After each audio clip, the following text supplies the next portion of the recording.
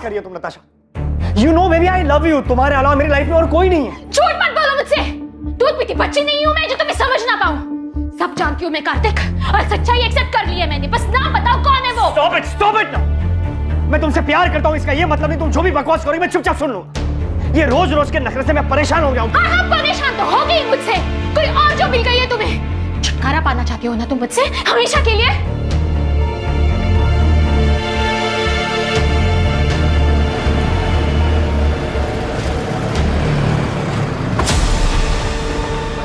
अरे कार्तिक सुन।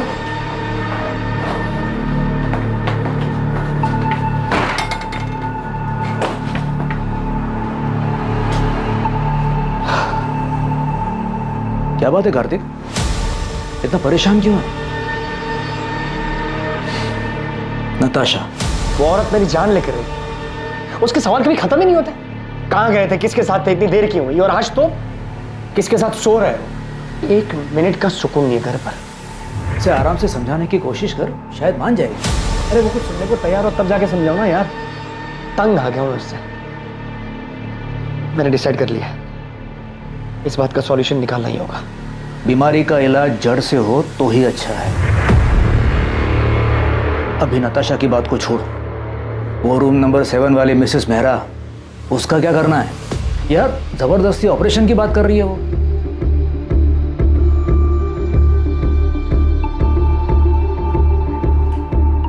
क्या हुआ? आप बहुत डिस्टर्ब लग रहे हैं। इसमें कौन सी नई बात है? फिर से झगड़ा हुआ क्या? हाँ, मेरी जिंदगी में एक ही तो परेशानी है। उसे हम पर शक है क्या? कार्तिक की बात अगर सच निकली तो क्या सच में उसका अफेयर नहीं हुआ तो? मैं अपने पति को अच्छी तरह से जानती हूँ। मुझसे उब गया है, छुटकारा पाना चाहता है वो मुझसे, पर मैं ऐसा कभी होने नहीं दूंगी। मैं तुम्हारे साथ हूं नताशा। आगे जो कुछ भी करना है सोच समझ के करना होगा।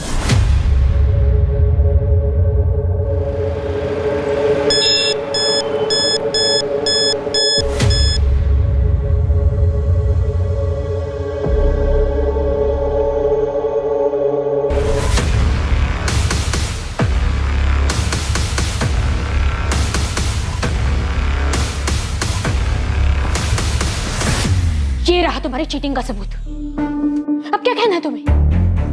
ये तुम्हें कहां से मिला? झूठ है ये। अब तो झूठ बोलना बंद करो कार्तिक। यकीन करो मेरा नताशा, ये नकली तस्वीरें हैं, मॉर्फ की हुई तस्वीरें। किसी ने तुम्हें बहकाने के लिए भेजी, ट्रस्ट मी। तुम मुझे बेवकूफ बना रहे थे कार्तिक। अब तुम देखना मैं तुम्हें कैसे बर्बाद करती हूँ। अब धमकी दे रही हो तुम मुझे? तुम्हें जो समझना है तुम समझ लो। तुम भी सुन लो, मैं ऐसा होने नहीं दूंगा।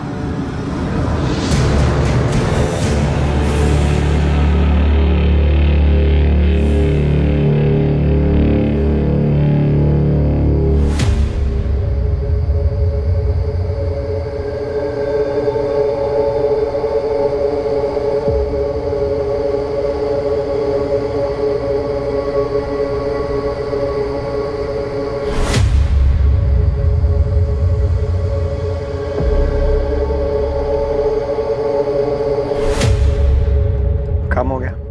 हाँ हो गया। किसी को पता तो नहीं चलेगा ना? नहीं, किसी को शक भी नहीं हुआ।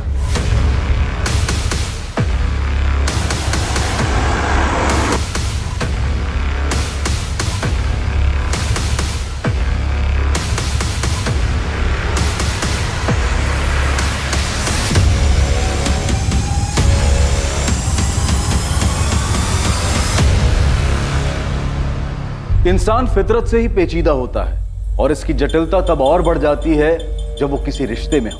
भरोसे का टूट जाना और आपसी समझदारी की कमी, किसी भी रिश्ते के बिगड़ने के पीछे अक्सर ये वजहें अहम होती हैं। और जब ऐसा होता है तब रिश्तों में आक्रोश पनपता है और पता ही नहीं चलता कब दिलों में खींच पैदा हो जाती है।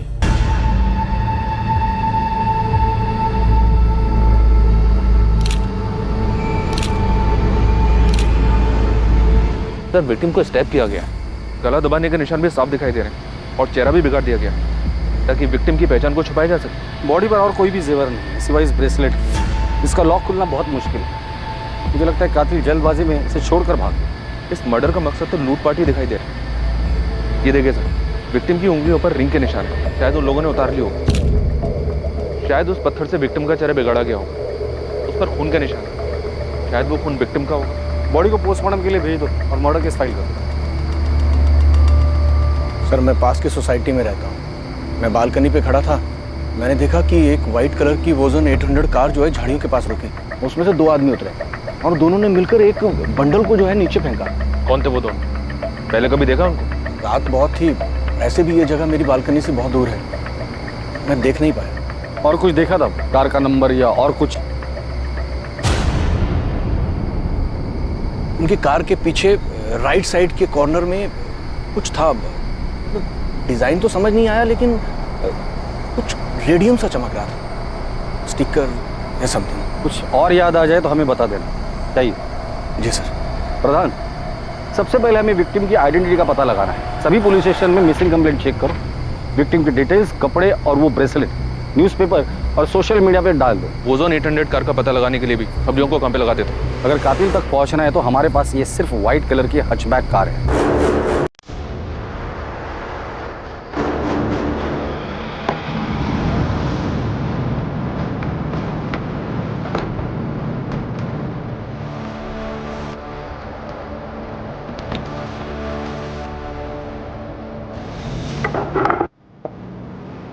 राजीव, किसी को शक तो नहीं होगा ना कि ये गाड़ी मेरी थी? तो टेंशन मत ले। अगर हम शांत रहेंगे ना तो किसी को कुछ नहीं पता चलेगा, समझा? और ये गहने का क्या करना है? तू रख ले, इस काम का इनाम समझ। बस ध्यान रखना कि इन्हें अभी बेचने की कोशिश भी मत करना।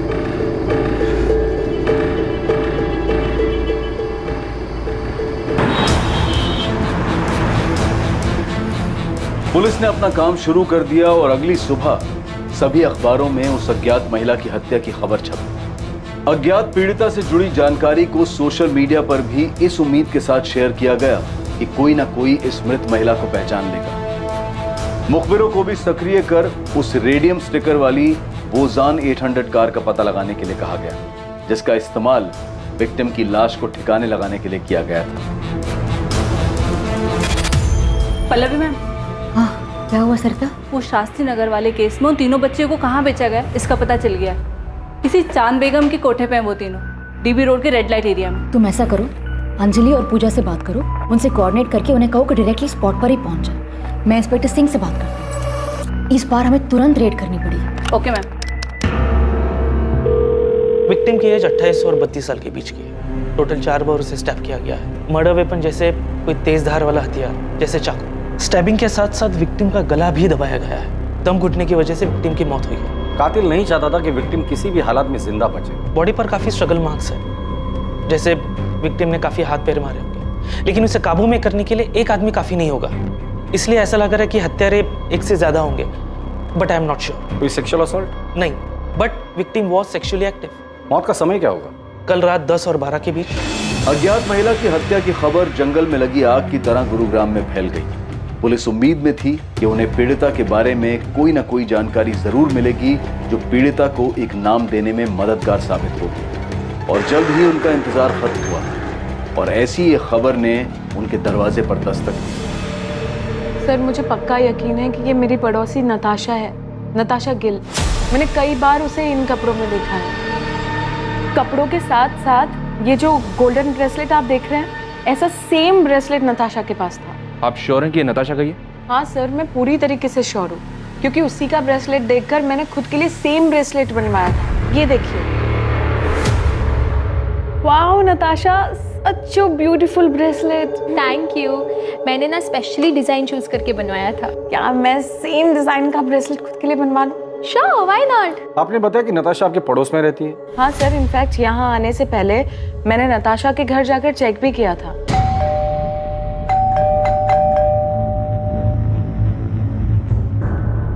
उसके बाद मैंने नताशा और उसके पति कार्तिक को फोन भी ट्राई किया, पर दोनों का नंबर स्विच ऑफ आ रहा था। ये सब देखकर मुझे लगा कि कुछ ना कुछ तो गड़बड़ है, इसलिए मैं सीधा यहाँ पर आ गई। आप मुझे कार्तिक और नताशा का नंबर लिख के दीजिए।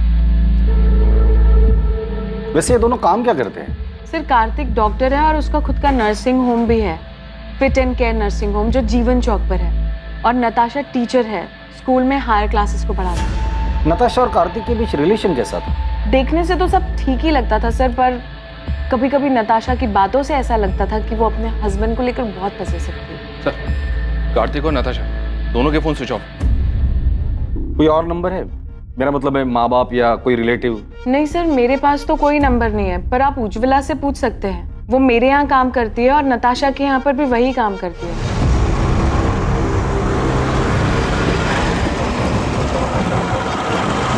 हाँ साहब, मैं ही नताशा दीदी और कार्तिक साहब के घर काम करने जाती हूँ। आज सुबह भी गई थी, उनका घर बंद था, लेकिन अक्सर ऐसा होता है कि वो लोग काम के लिए जल्दी निकल जाया करते थे, इसलिए साहब मुझे कुछ भी अजीब नहीं लगा। नताशा और कार्तिक के घर वालों के बारे में कुछ जानती हो? किसी का नंबर या पता है तुम्हारे पास? पता तो नहीं मालूम, लेकिन नताशा दीदी के माँ बाप गुरुग्राम में ही कहीं रहते हैं। उनकी माँ का नंबर है मेरे पास। इन दोनों का आपस में रिश्ता कैसे था? पहले तो बहुत अच्छा रिश्ता था, लेकिन पिछले 3 महीने से उन दोनों के बीच में काफी झगड़े हो रहे थे। 10 अगस्त को उनके यहाँ काम करने गई थी? जी। क्या तब लड़ाई झगड़ा कुछ हुआ था? हाँ साहब, उस दिन भी उन दोनों के बीच में काफी झगड़ा हुआ था। ये तुम्हें कहाँ से मिले? झूठ है ये। अब तो झूठ बोलना बंद करो कार्तिक। तुम देखना मैं तुम्हें कैसे बर्बाद करती हूँ अब। नताशा ने? क्यों? वो अफेयर वाले शक को लेकर? हो सकता है साहब। ठीक है उज्ज्वला, तुम जा सकते, जरूरत पड़ेगी तो दोबारा बुला लो। जी साहब। साहब, वो जो लाश है सच में नताशा दीदी की है? देखो, जब तक नताशा के परिवार वाले आके लाश को पहचान नहीं लेते हम कुछ नहीं कह सकते। नताशा के पेरेंट्स से बात हो गई है, वो डेड बॉडी की पहचान करने के लिए हॉस्पिटल आ रहे हैं, लेकिन सर कार्तिक के बारे में उन्हें भी कोई खबर नहीं है। अगर वो लाश नताशा की है तो बड़ी अजीब बात है। बीवी को मरे 2 दिन हो गए और पति गायब है। या तो कार्तिक भाग गया है या फिर उसके साथ भी कुछ हुआ है। ईशा, तुम्हारा असाइनमेंट कंप्लीट हुआ? कल तुम्हारी लास्ट डेट है ना? नहीं माँ। क्यों? और तुम कॉलेज भी नहीं गई आज? मेरा मन नहीं हो रहा था। अच्छा माँ, वो पापा से बात हुई? नहीं, और मुझे उनसे कोई बात करनी भी नहीं। अच्छा तो ठीक है, बैठो, खाना खाओ। वो तुम्हारे पापा हैं, तुम उनसे बात नहीं करोगी तो सब क्या कहेंगे? जिसे जो बोलना है बोलने दो माँ, मुझे कोई फर्क नहीं पड़ता। जो कुछ भी हुआ है उसे अब पीछे छोड़कर आगे तो बढ़ना पड़ेगा ना। ईशा, मैं तुमसे बात कर रही हूँ, फोन साइड में रखो। माँ, आपने ये मैसेज देखा क्या?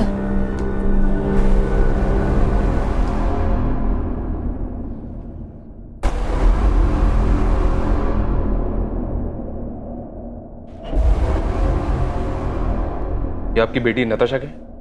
नताशा के बाई एड़ी में काला निशान है बचपन से।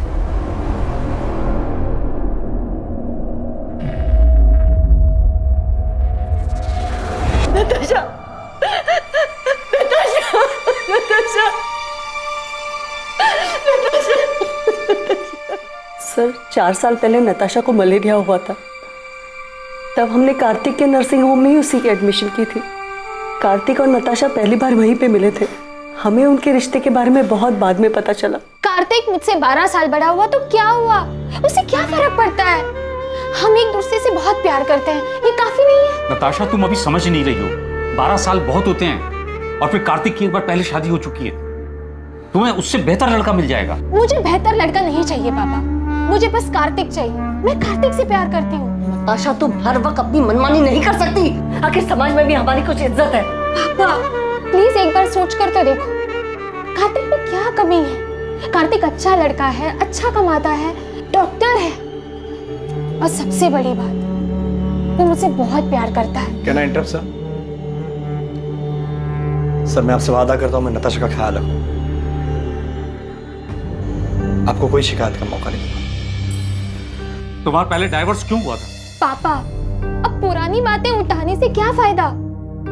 कार्तिक आगे बढ़ चुका है मेरे साथ, और हम एक दूसरे के साथ बहुत खुश हैं। नताशा को हम दुखी नहीं देख सकते थे, इसलिए हमें उसकी जिद के आगे झुकना पड़ा।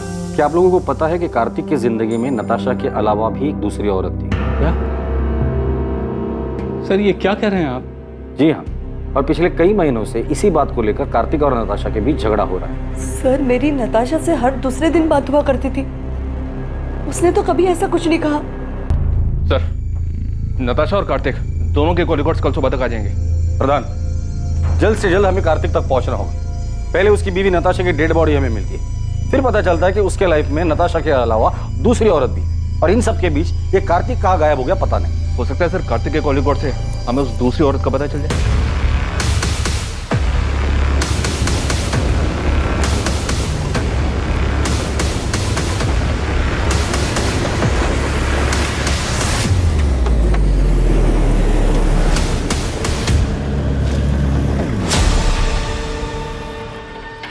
क्या भाई, कब से देख रहा हूँ पीछा कर रहा है मेरा।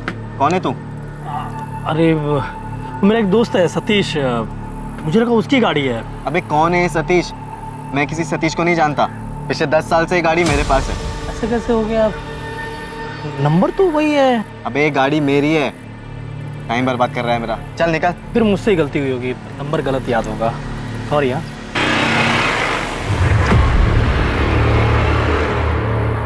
हाँ विक्रांत बोल। राजीव, वो एक आदमी मेरा पीछा कर रहा था गाड़ी से। पीछा कर रहा था? तो तूने क्या किया? मैंने उससे जब पूछा तो बोल रहा था कि किसी सतीश की गाड़ी है ये। तूने उसकी शक्ल देखी ना? वो दिखने में कैसा था? मतलब पुलिस वाला लग रहा था क्या तुझे? नहीं, पुलिस वाला तो नहीं लग रहा था वो। तू फालतू में टेंशन ले रहे। अबे हमने पीछे कोई सबूत छोड़ा ही नहीं है, कोई तुझ तक नहीं पहुंच पाएगा विक्रांत। ठीक है राजीव। सर, कॉल रिकॉर्ड्स के हिसाब से नताशा रात को 10 बजे अपने घर वाले एरिया से बाहर निकली थी। फिर उसका फोन एक जगह से दूसरी जगह लगातार मूव होता रहा, और 1 घंटे बाद तकरीबन रात को 11 बजे उसका फोन स्विच ऑफ हो गया। उसके फोन पर लास्ट कॉल रात को 9:30 बजे था सर, 44756 इस नंबर से। मतलब कॉल आने के आधे घंटे बाद वो घर से निकली, जरूर कॉलर से मिलने गई। किसका नंबर है? ये नंबर भी स्विच ऑफ है सर, इसकी भी डिटेल्स निकल पा रहा हूँ। कार्तिक का कुछ पता चला? उसके कॉल रिकॉर्ड्स क्या कहते हैं? सर 10 अगस्त की रात को कार्तिक का फोन रात को 11:50 पर स्विच ऑफ हुआ था। उसका last location new Delhi airport है। मतलब मर्डर करके सीधा भागने का प्लान था। सर कार्तिक के कॉल रिकॉर्ड में 2 नंबर्स और मिले, एक है मोना सहगल का और दूसरा है डॉक्टर अभय सचदेवा का। कार्तिक ने फोन स्विच ऑफ करने से जस्ट पहले इस डॉक्टर अभय सचदेवा को कॉल किया था। ये अभय उसी के नर्सिंग होम में उसके साथ काम करता है। और ये मोना? ये भी कार्तिक के नर्सिंग होम में नर्स है सर। कार्तिक और मोना के बीच पिछले 3 महीनों से काफी बातें हो रही थी। कार्तिक का जिसके साथ अफेयर चल रहा है वो दूसरी औरत मोना ही है।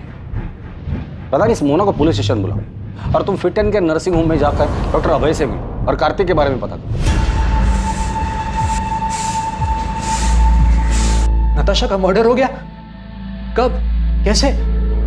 और कार्तिक, क्या उसे पता है? ये तो आप बेहतर बता सकते हैं। आप क्या कह रहे हैं सर? 10 अगस्त की रात को 10 से 12 के बीच नताशा का मर्डर होता है और उसी दौरान कार्तिक आपको कॉल करता है। काम हो गया?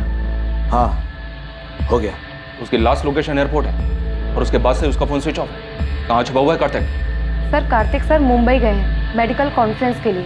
10 तारीख की रात की उनकी फ्लाइट थी। मेडिकल कॉन्फ्रेंस के लिए गया तो फोन क्यों स्विच ऑफ? सर मुझे नहीं पता, बल्कि मैंने और अभय सर ने तो कई बार उनका नंबर ट्राई किया है। अच्छा, तुम्हारे और कार्तिक के बीच रिलेशन क्या है?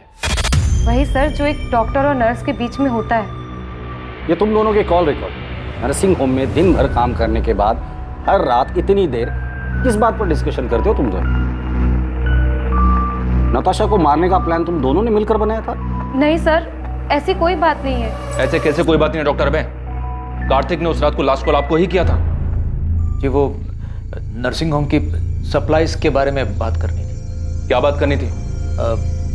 कंसाइनमेंट डिले हो गया था ना, उस बारे में। किस चीज का कंसाइनमेंट? कहाँ से आने वाला था और कब आने वाला था? जी वो डॉक्टर अभय, आप झूठ बोल रहे हैं। अभी आप हमें सीधी तरह से बताइए कि कार्तिक ने नताशा के मर्डर के बारे में आपको क्या बोला? आप गलत समझ रहे हैं सर, मैं आपको सब सच सच बताता हूँ। हमारे हॉस्पिटल की एक नर्स ने एक पेशेंट को गलत दवाई दे दी थी, जिस वजह से उसकी कंडीशन बहुत सीरियस हो सकती थी। वो तो फॉर्चुनेटली टाइम पे पता चल गया और सब संभल गए। सर यही चेक करने, कंफर्म करने के लिए कार्तिक ने मुझे कॉल किया था। तो मतलब मर्डर के साथ साथ आप लोग मेडिकल नेग्लिजेंसी को भी कवर अप करते हैं? हाँ सर, मैं मानती हूँ कि मेरा और कार्तिक का अफेयर है, लेकिन नताशा के मर्डर के बारे में मुझे कुछ भी नहीं पता। तो मर्डर वाली रात तुम दोनों साथ में क्या कर रहे थे? तुम दोनों की सेल लोकेशन से साफ पता चलता है कि मर्डर वाली रात तुम दोनों रात 9 बजे से लेकर 11 बजे तक साथ में थे। एक्चुअली हम लोग ब्लू मून होटल में थे। लेकिन नताशा को हमारी फोटोज कहाँ से मिली? यही तो मेरी समझ में भी नहीं। धमकी भी दे रखी है मुझे, वो मुझे बर्बाद कर देगी। तो अब आगे क्या करना है?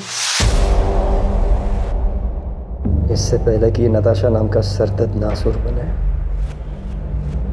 मुझे इसका जड़ से इलाज करना होगा। तो नताशा से छुटकारा पाने के लिए कार्तिक ने नताशा को रास्ते से ही हटा दिया? सर उस रात मैं और कार्तिक साथ में ड्रिंक कर रहे थे। नताशा ने जीना मुश्किल कर दिया। हर रोज नए ड्रामे करती है।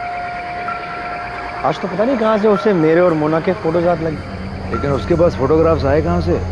पता नहीं यार कहां से मिले। लेकिन अब इस बात का परमानेंट सॉल्यूशन ढूंढना है। मतलब कार्तिक ने नताशा को मारने की बात की थी? सर मुझे नहीं पता कि कार्तिक ने ऐसा क्यों कहा, उसके कहने का क्या मतलब था, लेकिन मैं कार्तिक को अच्छे से जानती हूँ, वो ऐसा बिल्कुल भी नहीं कर सकता। सर हमने हमारे रिलेशन को सीक्रेट रखा था। अगर किसी को ये बात पता थी तो वो बस डॉक्टर अभय है। तो क्या वो पिक्चर्स डॉक्टर अभय ने नताशा को भेजी? नहीं सर, भला मैं क्यों नताशा को कार्तिक और मोना के पिक्चर्स दूंगा? वो पहले इतना परेशान था। रही बात नताशा के मर्डर की, तो सर मुझे नहीं लगता कार्तिक ऐसा कुछ करेगा। कार्तिक मुंबई में जिस मेडिकल कॉन्फ्रेंस के लिए गया है, वहां किसी को बोल के उससे बात कर सकते हैं आप? सर कार्तिक का पता चल गया है, वो अभी मुंबई में ही है, बात हो गई है उससे। वो यहाँ गुरुग्राम के लिए निकल रहा है। कार्तिक को तो पता ही नहीं है कि उसकी वाइफ नताशा का मर्डर हो चुका है। जब उसको बताया काफी चौंक गया था। क्या वाकई में कार्तिक सच बोल रहा था? क्या वाकई उसे नताशा की मर्डर की कोई खबर नहीं थी? और अगर कार्तिक को इस बारे में कुछ पता नहीं था तो उसने पिछले 2 दिन से अपना फोन क्यों ऑफ कर रखा था? या फिर यह हत्या कार्तिक की तरफ से एक परफेक्ट मर्डर था, जिसमें हत्या के वक्त उसका गुरुग्राम से बाहर मुंबई में होना सिर्फ उसकी प्लानिंग का एक हिस्सा था, ताकि वो आरोपों से बच सके? इन सारे सवालों के जवाब पुलिस को सिर्फ कार्तिक से मिल सकते थे। कितनी बार बताऊं सर, मैंने फोन स्विच ऑफ नहीं किया था। मोना से मिलने के बाद मैं कैब लेकर एयरपोर्ट के लिए निकला था और गलती से फोन कैब में छूट गया। नताशा से पहले भी तुम्हारी एक शादी हुई थी, वो बीवी कहाँ है? उसकी डेथ हो चुकी है। उसी के बाद मैंने नताशा के साथ शादी की। नताशा के माँ बाप को झूठ क्यों बोला था कि तुम्हारा डिवोर्स हुआ है? मैंने झूठ नहीं बोला, नताशा ने बोला था। वो क्यों झूठ बोले? मैं कैसे बता सकता हूँ? 10 अगस्त की रात जब तुम तुम्हारे दोस्त अभय के साथ ड्रिंक कर रहे थे, तब तुमने कहा था कि नताशा का परमानेंट सॉल्यूशन ढूंढना है। अब इस बात का परमानेंट सॉल्यूशन ढूंढना होगा। और यही बात तुमने मोना से भी कही थी मर्डर वाली रात। इससे पहले कि नताशा नाम का सरदर्द नासुर बने, मुझे इसका जड़ से इलाज करना होगा। मेरे कहने का मतलब ये नहीं था सर, मैं डिवोर्स की बात कर रहा था। मैं नताशा से मिलकर आउट ऑफ कोर्ट सेटलमेंट करने की बात कर रहा था। तो इस मर्डर में तुम्हारा कोई हाथ नहीं? मैं नताशा का मर्डर क्यों करूंगा सर? और कोई है जो नताशा को मारना चाहता हो? मुझे इस बारे में नहीं पता सर, लेकिन सर हमारी शादी से पहले नताशा का एक दोस्त हुआ करता था, अमृत। वो उसे बहुत पसंद भी करता था। इनफैक्ट हमारी शादी के बाद उसने नताशा के साथ बात करना भी बंद कर दिया था। हाँ सर, मैंने उससे बात करनी बंद कर दी थी, क्योंकि मैं नताशा को पसंद करता था, लेकिन नताशा कार्तिक से प्यार करती थी। उस वक्त मैं ये देख नहीं पाया और मैंने उससे बात करनी बंद कर दी। और फिर 3 साल बाद तुम दोनों में बातें शुरू हो गई। तुम्हें लगा इस बार तुम्हारा चांस लगेगा, क्योंकि नताशा कार्तिक से नाराज थी। तूने बात करने की कोशिश की, लेकिन नताशा ने मना कर दिया और इसलिए गुस्से में आकर तुमने नताशा को मार डाला। सर मैंने किसी को नहीं मारा, और ना ही मैं नताशा से प्यार करता था। 3 महीने पहले इत्तेफाकन वो मुझे एक सोशल नेटवर्क की साइट पे मिली। हमारी बातचीत हुई और नंबर एक्सचेंज किया। चल मान लेते कि तू जो कुछ भी बोल रहा है वो सच बोल रहा है। नताशा तुम्हारी अच्छी दोस्त थी, काफी बातें शेयर हुई होगी। तुम्हें क्या लगता है नताशा को किसने मारा होगा? सर वो सब मुझे नहीं पता, लेकिन मैं इतना बता सकता हूँ कि नताशा ने तय कर लिया था कि वो कार्तिक के ऊपर चीटिंग का केस करे। उसे बर्बाद करना चाहती थी। हो सकता है कार्तिक उसे अपने रास्ते से हटाना चाहता है।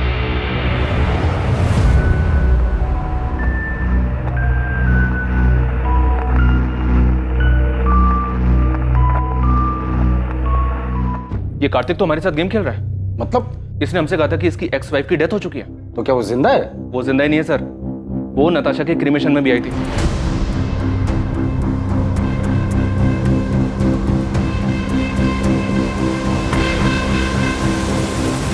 पल्लवी गिल, कार्तिक की एक्स वाइफ। कार्तिक ने हमसे ये क्यों कहा कि उसकी एक्स वाइफ की डेथ हो चुकी है? मुझे नहीं पता। हमारे रिश्ते के बारे में सभी लोग जानते हैं, कुछ छुपा नहीं है इसमें। नताशा भी हमारे रिश्ते के बारे में जानती थी। अब लोगों को डिवोर्स क्यों हुआ? डिवोर्स नहीं हुआ है हमारा। मतलब आप दोनों का डिवोर्स नहीं हुआ था और उसके बावजूद कार्तिक ने नताशा से शादी कर ली थी? मैं जानता हूं तुम्हें हर्ट कर रहा हूं, लेकिन अब और धोखे में रखना नहीं चाहता। कार्तिक, हम तो एक साथ खुश थे ना,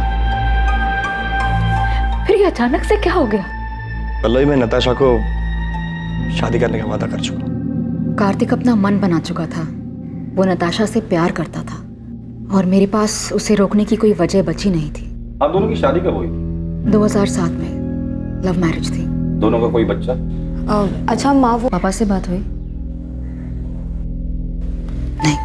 वैसे नताशा की वजह से आप दोनों की शादी टूटी थी, तो नताशा के लिए आपके दिल में रंजिश तो रही होगी। नताशा के लिए रंजिश रखकर मैं क्या करती?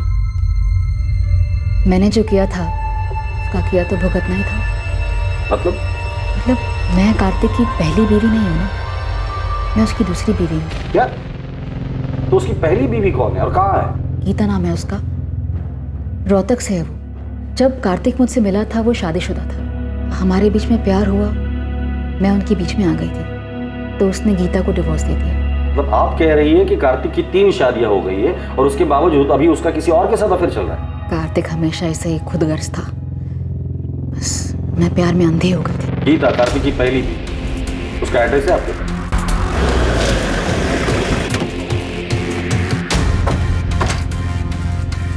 जगदीश अग्रवाल।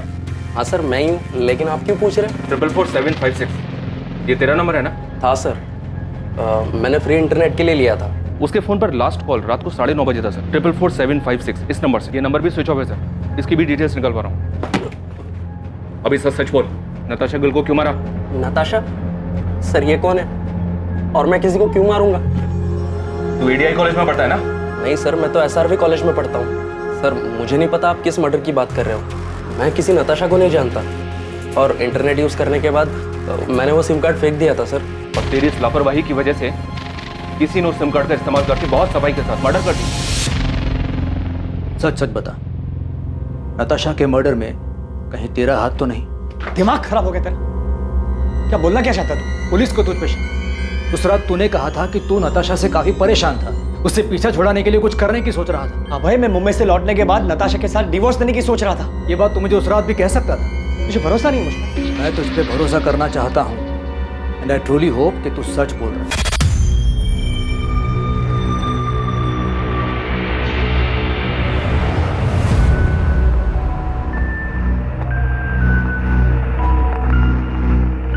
कार्तिक, पुलिस को अब भी तुम पर शक है क्या? उनका शक इतनी जल्दी खत्म नहीं होगा। तो अब आगे क्या करना है? You don't worry, मैंने कुछ सोच कर रखा।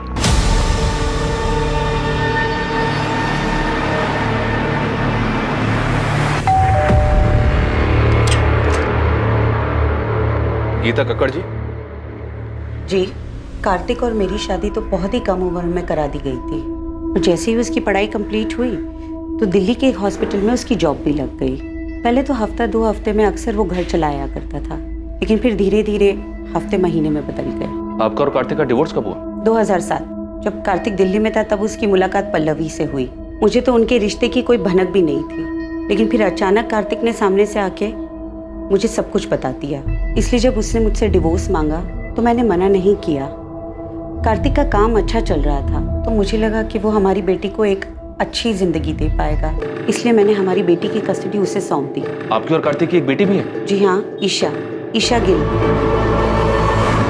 और वो अपने पापा कार्तिक और पल्लवी के साथ ही तो रहती है। लेकिन कार्तिक और पल्लवी दोनों ने हमें ईशा के बारे में तो कुछ नहीं बताया। कार्तिक आखिर झूठ क्यों बोल रहा था? क्या वो खुद को बचाना चाहता था या फिर किसी और को? पल्लवी से मेरी शादी हुई तब ईशा 7 साल की थी। शुरुआत से ही मैंने ईशा को अपनी बेटी माना था। मैंने और कार्तिक ने दोनों ने मिलकर इसे बड़ा किया है। लेकिन फिर पापा की जिंदगी में नताशा आई और सब कुछ बिखर गया। मैं ईशा को अपने साथ रखना चाहता था, उसे कभी छोड़ना नहीं चाहता था। लेकिन मैं माँ को छोड़कर कहीं नहीं जाना चाहती थी, खासकर उस नताशा के साथ रहने के लिए, जिसकी वजह से मेरी माँ को इतनी ठेस पहुंची। मैंने वो घर छोड़ा था, लेकिन ईशा को कभी नहीं छोड़ा। वो मेरी इकलौती औलाद है। मेरे लिए मेरी फैमिली सिर्फ मेरी माँ है सर, और कोई भी नहीं। और अगर पापा को मेरी इतनी चिंता होती तो वो मुझे छोड़कर कभी नहीं जाते। कार्तिक, पल्लवी और ईशा तीनों से बात करके सिर्फ फैमिली ड्रामा सामने आ रहा है। अभी तक हमारे पास किसी के खिलाफ कोई सबूत भी नहीं है और ना ही कोई वजह। सर कार्तिक के कॉल रिकॉर्ड्स के हिसाब से भी उसकी और नताशा की लोकेशंस अलग अलग है। मैंने पल्लवी और ईशा के कॉल रिकॉर्ड्स भी स्टडी की। इंसिडेंट के वक्त ये दोनों घर पर ही थे। इनके अलावा डॉक्टर अभय, नताशा का फ्रेंड अमृत और नर्स मोना, इनके खिलाफ भी कुछ नहीं मिला। तो प्रधान, नताशा को मारा किसने? किसने की होगी इतनी जबरदस्त प्लानिंग जो हमारे हाथ ही नहीं लग रहे? साहब अंदर आऊं क्या? आजा बहादुर, कुछ अच्छी खबर है तो बता। साहब हमने गुरुग्राम में आपकी सफेद कार को पूरी तरह छान मारा, लेकिन किसी भी कार पे वो स्टिकर नहीं दिखा सर। यहाँ तक कि एनसीआर इलाके में भी ढूंढा, लेकिन वो स्टिकर वाली कार नहीं दिखी सर। और नताशा के गहनों के बारे में कुछ पता चला? अभी मार्केट में आए नहीं है। और सर वो सुपारी वाले एंगल से भी कुछ मिला नहीं। तुमने कहा था कि गुरुग्राम में 3 ओजोन 800 सफेद कार्स हैं, लेकिन किसी पर भी स्टिकर नहीं है, पता है मुझे। उन कार और उसका नाम और एड्रेस है तुम्हारे पास? हाँ साहब, वो तो मैंने पहले ही पता कर लिया। मुझे लगता है कातिल ने वो रेडियम स्टिकर निकाल दिया होगा। प्रधान, इन तीनों की हिस्ट्री निकालो और उठाकर लेकर आओ। मुझे लगता है इन तीनों में से कोई एक तो हमारे काम का आदमी है।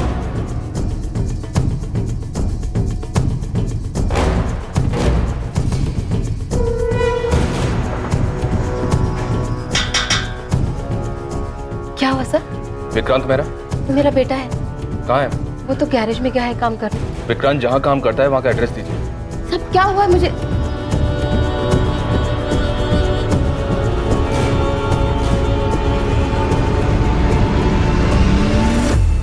विक्रांत गैरेज में नहीं है, और कहाँ जा सकता है? मुझे नहीं पता साहब। सर ये देखिए सर, ये विक्रांत के कमरे से मिला है। जूतों के डब्बों में छुपा कर रखा गया था। और सर विक्टिम के पति ने जो हमें फोटोज दी थी उससे ये मैच करता है सर। ये इतने महंगे गहने, ये किसके है साहब? उस औरत के जिसका खून आपके बेटे ने किया। खून?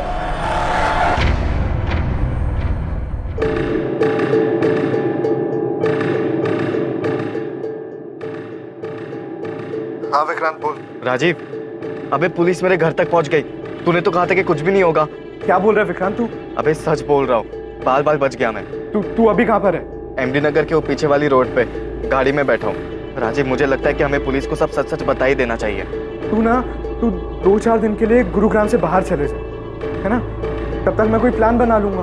मैं तुझे 2 दिन का वक्त दे रहा हूँ। अगर तूने मुझे इस झमेले से नहीं निकाला ना, तो मैं खुद ही पुलिस को जाकर सब सच सच बता दूंगा। सर, विक्रांत के फोन की लोकेशन डेड बॉडी मिलने वाली जगह से मैच हो रही है। टाइम भी उसी दौरान का है। विक्रांत के कॉल रिकॉर्ड से कुछ मिला? विक्रांत जिस नंबर पर रेगुलर टच में था, उन सारे नंबर्स की डिटेल्स निकलवा रहा हूँ सर। और वो मनोहर जिसने डेड बॉडी को गाड़ी से उतारते हुए देखा था, उसने बताया था 2 आदमी थे। एक तो ये विक्रांत ही है, दूसरे आदमी का पता लगाना बाकी है। विक्रांत का कुछ पता चला? विक्रांत के घर पे कांस्टेबल्स लगा दिए सर। विक्रांत और उसकी माँ का फोन ट्रैक कर रहे हैं। साहब, वो विक्रांत का पता चल गया साहब। तुझे क्या लगा था गाड़ी धोने से सबूत धुल जाएंगे? मेरी सफेद ओजोन 800 हमने फॉरेंसिक में भेज दी है, जिसमें नताशा के खून के ट्रेस मिल ही जाएंगे। इसलिए कोई भी कहानी सुनाने के बारे में सोचना भी मत। सीधे सीधे बता दे नताशा को क्यों मारा? सर मैंने उसको नहीं मारा, मैं तो उसका नाम तक नहीं जानता था। सर वो मेरा बचपन का दोस्त राजीव 9 तारीख को मुझसे मेरी गाड़ी लेकर गया था, और फिर 10 तारीख की रात को उसने मुझे कॉल किया किसी पीसीओ से और मोहल्ले के बाहर बुलाया मिलने के लिए। सर मैं फंस गया था, इसलिए मुझे उसके साथ जाना पड़ा क्योंकि मेरी गाड़ी उसके साथ थी। मैं उस औरत को नहीं जानता था सर, सच बता रहा। क्या हो गया राजीव? तेरा फोन क्या, तूने मुझे लैंडलाइन से क्यों कॉल किया था? तू अंदर आ, मैं सब बताता हूँ।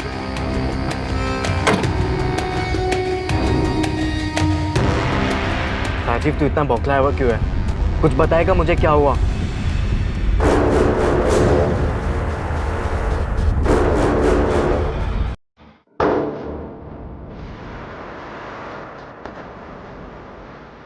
ये कौन है? क्या किया तूने ये भाई? तू मेरी बात सुन। मुझे कुछ नहीं सुना भाई, गाड़ी साइड में लगा। मेरी बात तो सुन विक्रांत, ये मर चुकी और अब हम दोनों को मिलकर इसकी लाश को ठिकाने लगाना है, समझा?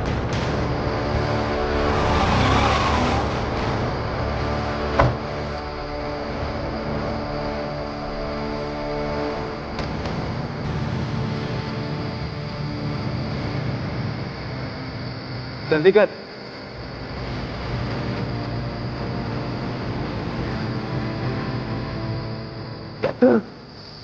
जल्दी कर।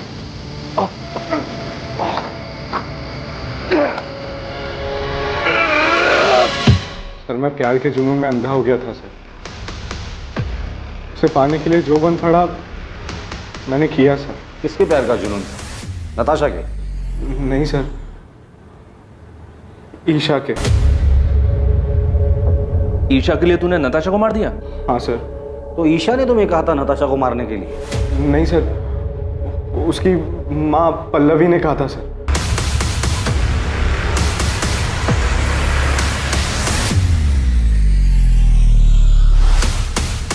पल्लवी मुझे बिल्कुल पसंद नहीं करती थी, क्योंकि मैं उसकी बेटी के स्टेटस के बराबर नहीं था। मैं और राजीव पिछले 6 महीने से डेट कर रहे थे, पर माँ हमारे रिश्ते से खुश नहीं थी। तकरीबन 1-1.5 महीने पहले मैंने राजीव को घर बुलाया था लंच पर, ताकि माँ उसे और जान सके। जब मैंने राजीव को घर पे देखा तो मुझे लगा कि इस मर्डर को अंजाम देने में मैं उसका इस्तेमाल कर सकती हूँ, इसलिए मैंने उसके सामने एक शर्त रखी। तुम अगर ईशा के साथ रहना चाहते हो, मेरा एक काम करना पड़ेगा। मैं आपकी बेटी से प्यार करता हूँ और ईशा के साथ के लिए मैं कुछ भी करने के लिए तैयार हूँ। किसी की जान ले सकते हो? माँ, इस सब में आप राजीव को क्यों खींच रही हो? तुम्हारे साथ रहना चाहता है ना, तुम्हारा साथ नहीं दे सकता। राजीव नताशा को मारने के लिए तैयार था, ईशा नहीं चाहती थी कि वो किसी पछड़े में पड़े। मैं उसका इस्तेमाल नहीं कर सकती। हाँ, अगर वो तुमसे प्यार करता है तो तुम्हारे लिए इतना तो कर ही सकता है। लेकिन माँ, आप ऐसे कैसे किसी और की लाइफ डेंजर में डाल सकती हो? उसका तो इन सब से कोई लेना देना भी नहीं है। थोड़ा अकल से काम लो ईशा। कल को अगर नताशा के मर्डर की बात पुलिस तक पहुंच भी जाती है तो राजीव पर हम सारा ब्लेम डाल सकते हैं। माँ, अगर ये सब बात आप ना ही करो तो बेहतर होगा। राजीव पर प्यार का भूत सवार था। वो किसी भी तरह हमारे रिश्ते पर माँ की हामी चाहता था, इसलिए उसने मेरे लिए अपने सर पर इतना बड़ा खतरा उठा लिया। वो तो उसे करना ही था, बेवकूफ है वो। नताशा को कैसे मारा और क्यों? नताशा को मारने के लिए उसे उसके घर से बाहर निकालना जरूरी था, और मेरे कुछ भी कहने से वो घर से बाहर निकलने वाली थी नहीं। उसे कुछ मजबूत चारा देने की जरूरत थी। और फिर मैंने उसे वो चारा दिया। ईशा की माँ कार्तिक और मोना के बारे में सब जानती थी, उसे सब पता था उनके अफेयर के बारे में, और यही बात मैंने एक अज्ञात कॉलर बनकर नताशा के कान में भरी। मैं उसे एक ऐसे नंबर से कॉल और मैसेज करता था जो मेरा नहीं था, मुझे कहीं पड़ा मिला था, और आगे का प्लान ये था कि धीरे धीरे मैं नताशा का विश्वास जीत लूँगा। और इन सब के लिए मुझे कार्तिक और मोना की एक पिक्चर चाहिए थी।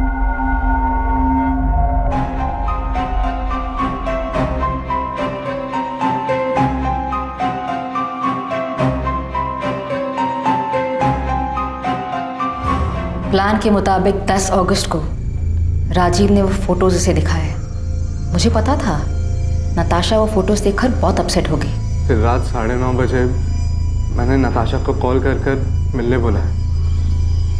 मैंने कहा कि मुझे पता है कार्तिक कहाँ है और किसके साथ है, और 1 लाख रुपए के बदले में मैं उसे वहाँ ले जा सकता हूँ। और नताशा कार्तिक को रंगे हाथों पकड़ना चाहती थी। वो तुरंत राजी हो गई। फिर थोड़ी देर बाद ही मैंने नताशा को मार्केट रोड के चौराहे से पिक किया। कहाँ है कार्तिक?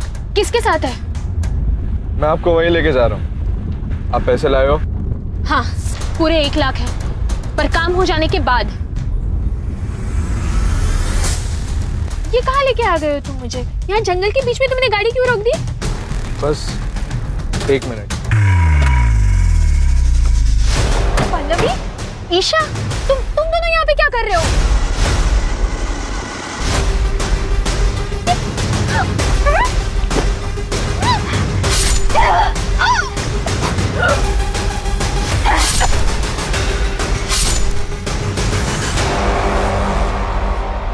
क्राइम कैसे हुआ ये तो आपने हमें बता दिया, पर एक सवाल अब भी बाकी है पल्लवी जी।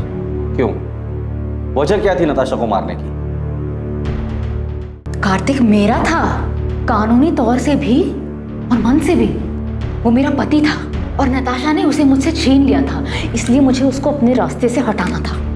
लेकिन आप दोनों तो बहुत साल पहले अलग हुए थे, तो फिर क्यों? क्योंकि मैं कार्तिक को बहुत अच्छी तरह से जानती हूँ। शादी के दौरान भी उसके कई सारे अफेयर्स हुए, पर हर बार वो मेरे पास लौट कर आया था। और नताशा आने के बाद वो लौट कर नहीं आया? हाँ, पता नहीं उसने क्या जादू कर दिया था। जब पहली बार मुझे कार्तिक ने बताया नताशा के बारे में कि वो उसे शादी करना चाहता है, तो मैंने उसकी बात मानी नहीं, क्योंकि मुझे तब भी उम्मीद थी कि वो मेरे पास वापस लौट कर आएगा, पर उसने शादी की और तब मुझे बहुत बड़ा धक्का लगा। माँ इस बात को मान ही नहीं रही थी कि पापा ने शादी कर ली। उन दिनों इन्हें संभालना बहुत मुश्किल हो गया था, जैसे इन्होंने अपना संतुलन ही खो दिया हो। और इन सब के जिम्मेदार मेरे पापा थे, इसलिए मैं उनसे आज भी उतनी ही नफरत करती। धीरे धीरे सब ठीक होने लगा था, माँ की तबीयत भी संभलने लगी थी, पर कार्तिक गिल को हमारी खुशियां कहाँ मंजूर थी। कार्तिक, इतनी देर रात तुम यहाँ क्या कर रहे हो? पल्लवी, मैं तुमसे सॉरी। सॉरी पल्लवी। अंदर चलो, आराम से आराम से।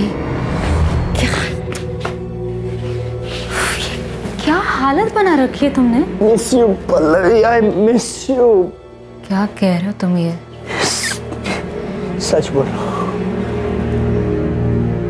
मेरी जिंदगी में तुम्हारी जगह और कोई नहीं ले सकता।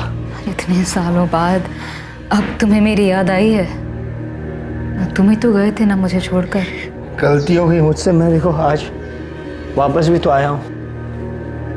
आज मेरे पास सब कुछ, नताशा, मोना, फिर भी मैं बहुत अकेला हूँ।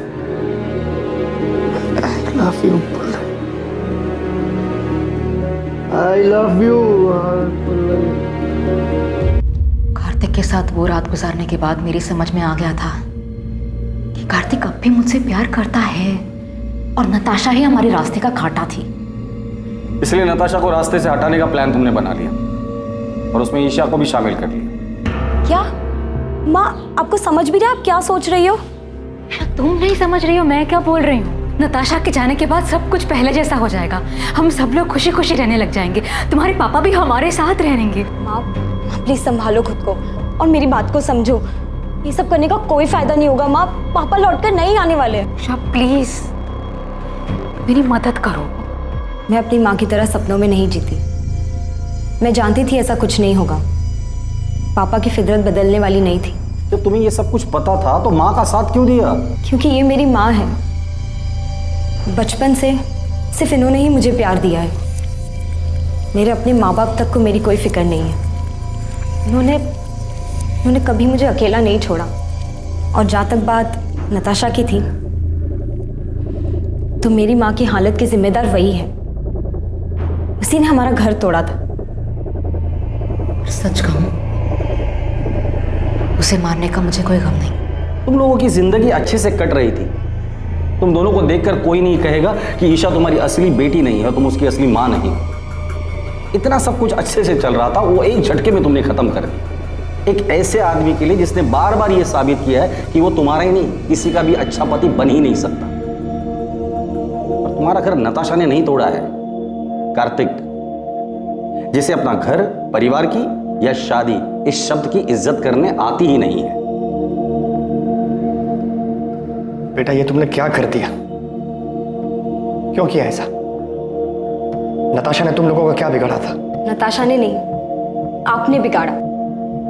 शौक क्यों हो रहे हैं? शादी और रिश्तों का मजाक बनाना तो आपकी आदत है ना। किसी के साथ रहना नहीं रहना ये तो आपकी मर्जी है। जब जी चाहा तब आप वापस आ गए और जब जी चाहा तब छोड़ दिया। पहले गीता, फिर माँ, नताशा और अब मोना। उसके साथ भी आप यही करेंगे ना? न जाने कितनी लड़कियों के साथ आपने सेम ड्रामा किया होगा। आपको तो ये भी नहीं पता कि इन सब चीजों का मुझ पे कितना बुरा असर पड़ा है। मुझे तो शर्म आती है कि मैं आपकी बेटी हूं।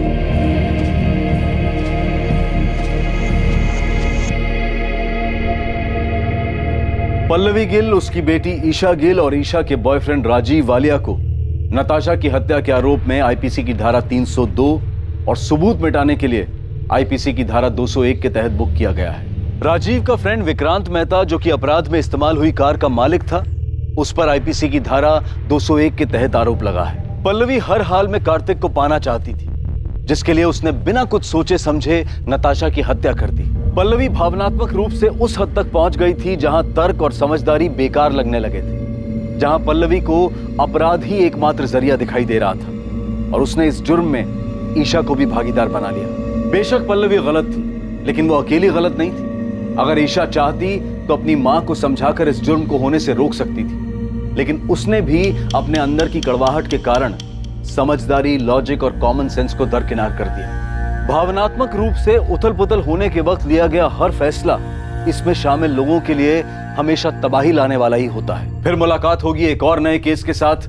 देखते रहें क्राइम पेट्रोल सतर्क, सोमवार से शुक्रवार रात 11 बजे। और याद रखें, क्राइम और आपके बीच में सिर्फ इतना फर्क है कि आप कितने सतर्क हैं। सतर्क रहें, सुरक्षित रहें। जय हिंद।